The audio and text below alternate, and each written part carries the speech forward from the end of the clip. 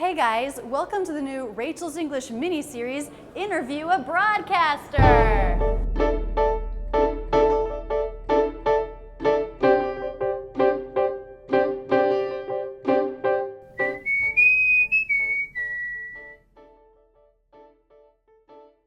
Hi guys, I'm here with Erica Hill. Erica, can you tell my fans a little bit about what you do? Yes, I am the co-anchor of the Weekend Today show on NBC, and I'm also a national correspondent for NBC News. Awesome.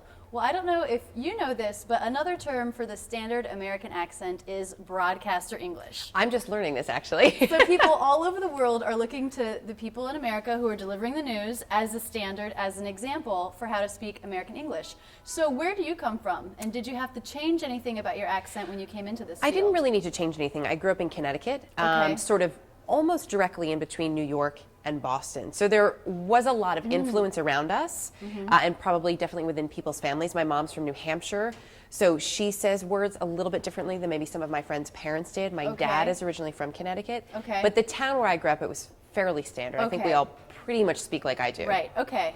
Well, that's nice. That's easy. Yeah, it was easy. And when you're preparing a script to read online, or to read on camera, do you have any, how do you practice it? How much time do you spend with it? Do you have any certain tricks you use? You know, it depends on the script and how much time I'm given. So sometimes if I'm doing what we call a day of turn or a piece that needs to air that day, you're very limited on your time. Yeah. One of the most important things you do as a broadcaster is you write to your pictures. So you want to make sure that you're writing to what the people are seeing on their screen. Okay. Let's take a second to talk about the contractions Ms. Hill is using. Sometimes my students shy away from contractions because they think they're less clear. Check out this series of videos that compares conversations with contractions to conversations without. Ms. Hill has used I'm and you're several times. In I'm, nothing reduces, but it's still quick. I'm. In you're, we're reducing the vowel to the schwa, which is absorbed by the R sound. So it's really just two sounds, y, you're. And it should be quite fast. You're. Listen again to this section. It depends on the script and how much time I'm given. So sometimes if I'm doing what we call a day of turn or a piece that needs to air that day, you're very limited on your time. Yeah. One of the most important things you do as a broadcaster is you write to your pictures. So you want to make sure that you're writing to what the people are seeing on their screen. Okay. So you want that language to be visual, and you want it to spark someone's imagination so that it can help give them a more full picture of the story that you're telling.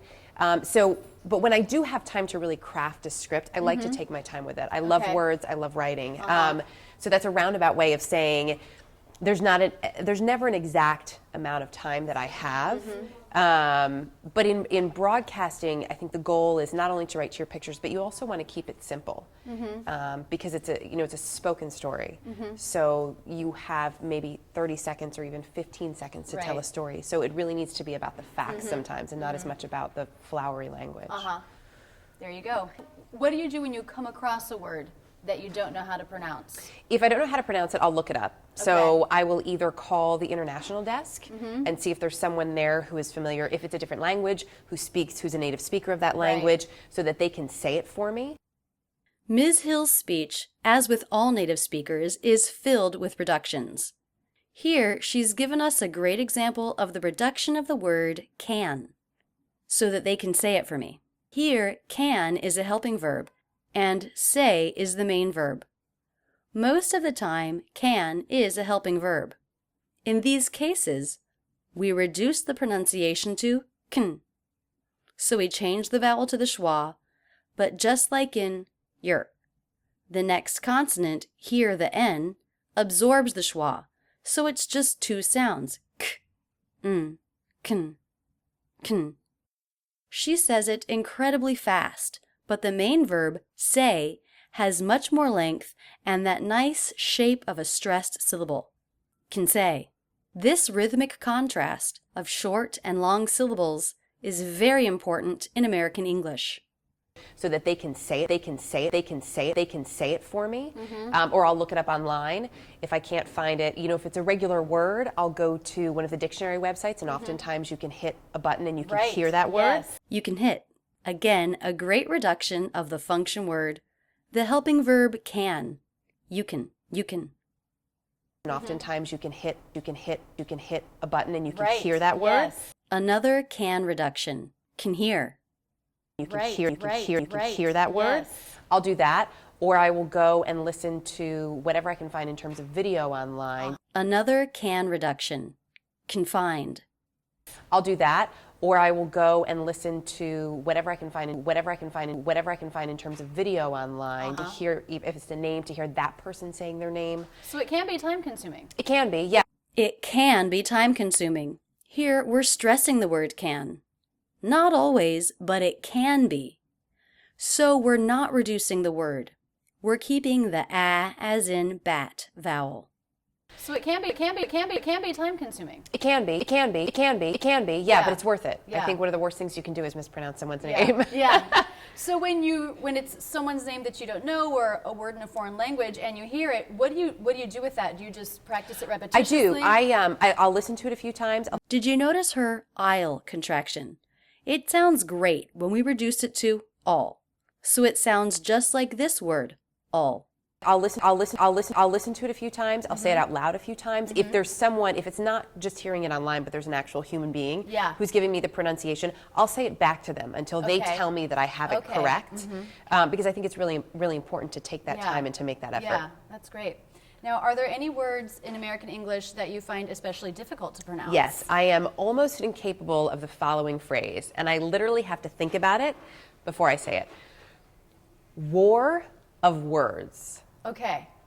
War of words. Which is pretty much the only thing that I have asked anybody who ever writes a script that I have to read to please not put in it, because I have a very difficult time. Interesting.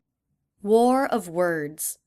This refers to a long debate, either spoken or in writing. The stress pattern is da-da-da, da-da-da. Of should be very short. War of words. War of words. When you write something, you want to make sure you say it out loud to make sure that it works when it's a spoken word. And it's just in doing that exercise that I've realized I have to pause and think about each one of those words separately. Interesting. And it's yeah, you don't have time. I don't like that phrase. Okay, well, what about a phrase or a word that you especially like? One of the words I love the most is mama, because I like hearing my kids say mama. That's beautiful. Yeah. Mama is a word that very young children often use for their mother. Mama. Dada. Mama. Well, thank you so much for the time. My pleasure. I think my users are going to really enjoy this. Follow Ms. Hill on Twitter and check out her segments on TV or online for a great example of American English pronunciation. And that's it. And thanks so much for using Rachel's English. Check out all the videos in the Interview a Broadcaster series by clicking here or on the link in the video description below. If you liked this video, be sure to subscribe. Either click here or in the description.